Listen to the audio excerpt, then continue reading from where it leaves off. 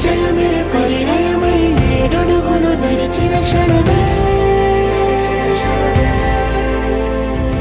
ఈ బంధం శాశ్వతమన సంతకమే చేసామోనే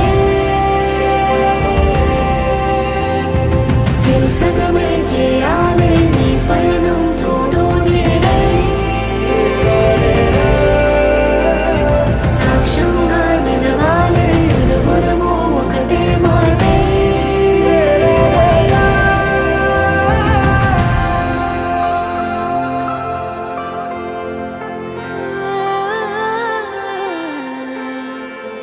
చిగురించిన ఈ ప్రేమే మన కథని తెరదాటి నడిపించునులే మన మధ్యన అనుబంధం ఏమంటే